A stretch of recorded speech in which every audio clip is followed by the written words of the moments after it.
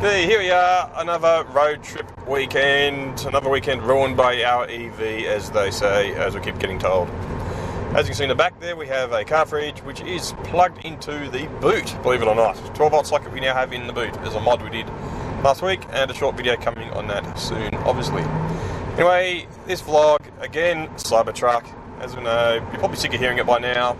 I love the thing, so I'm not sick of hearing it by now.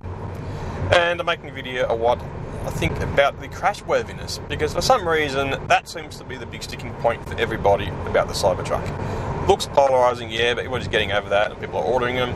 But all the arguments are always about the crashworthiness.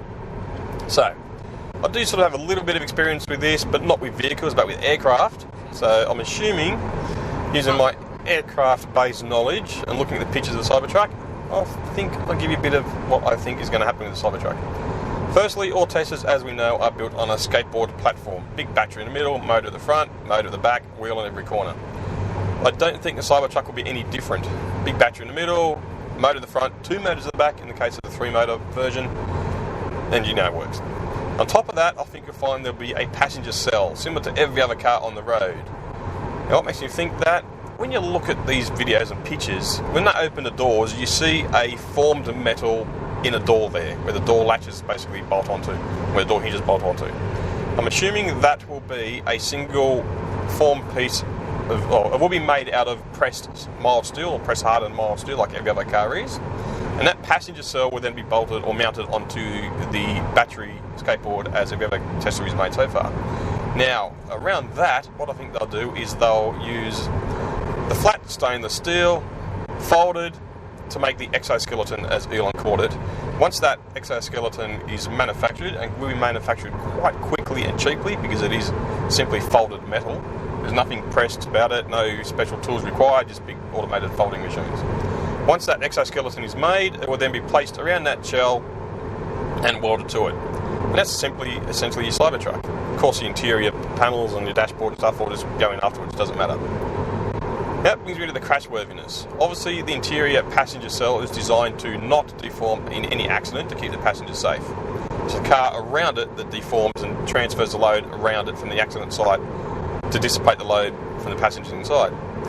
Obviously, the sides have to be more rigid than the front and the back because there's far less room for crumple zones there. You can't have much side intrusion into the cabin, as I mentioned earlier, in an earlier vlog, sorry. So hence the doors are made stupidly strong, sledgehammer proof in fact, out of 3mm steel apparently. No problem there, because that will then transfer the load around the passenger cell through the rest of the car, no problem.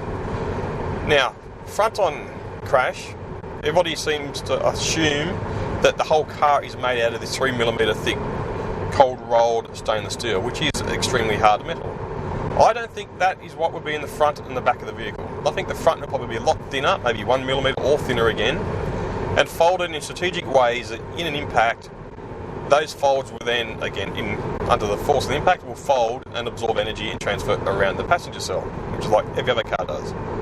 If you have a look at the bonnet of a Model 3, you'll see the front half of the bonnet is made of honeycomb. And as you know, honeycomb is a great absorber of energy as it collapses on itself.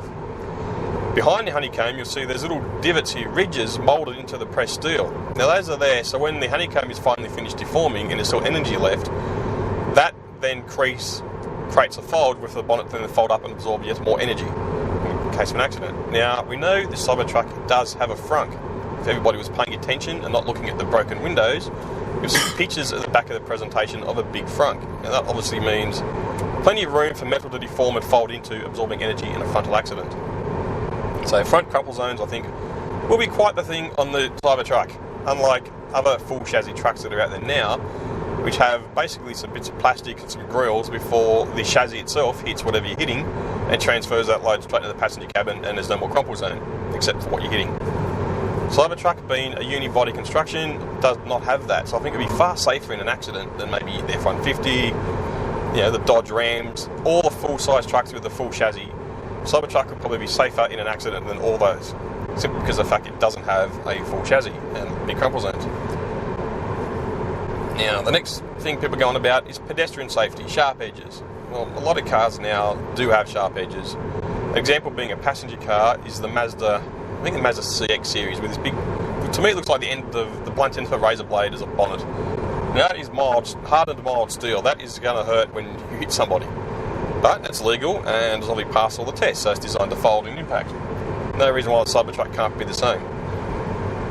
Also, the bonnet is not flat like it is on most cars. When you hit a pedestrian, as they fold over and hit the bonnet, they won't be folding over 90 degrees, more like a 45-degree angle before they impact the bonnet.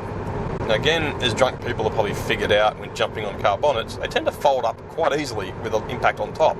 That is when a pedestrian hits that, when you hit them, it absorbs energy and hopefully keeps the pedestrian alive. Just don't hit them at certain high speeds, I guess. So I'm sure the Cybertruck bonnet will fold in an accident and also designed to be collapsible under pedestrian impact as well. Now, I know Tesla do have their own internal crash labs. I'm sure they know the rules of the design regulations required to make the truck legal. So I'm pretty certain the truck has been designed to meet those regulations and crash safety regulations first and foremost before it even went to tooling and started manufacturing a prototype, as I guess you could call it. So there's that. So I think the crashworthiness of a Cybertruck will probably, in fact, be far better than any other full-size truck on the road as it is today. Yeah, being a skateboard design, the body around it, the body will take the impact. So that's my thoughts on the Cybertruck crashworthiness, based purely off what I've seen on the internet, pictures taken at the test drive, and other videos released of the vehicle at the moment. If you agree or disagree, please say something in the comments below and I'll try to respond. I think I've got like 3 viewers now, or 5, how many? Something like that. 6.5. 6.5 viewers, okay, so I can easily get to all those comments. Anyways, that's my thoughts. So this vlog is over for now while we're still driving up north, 500 km from Sydney. And once again, thank you for watching, take care and drive safe. Bye.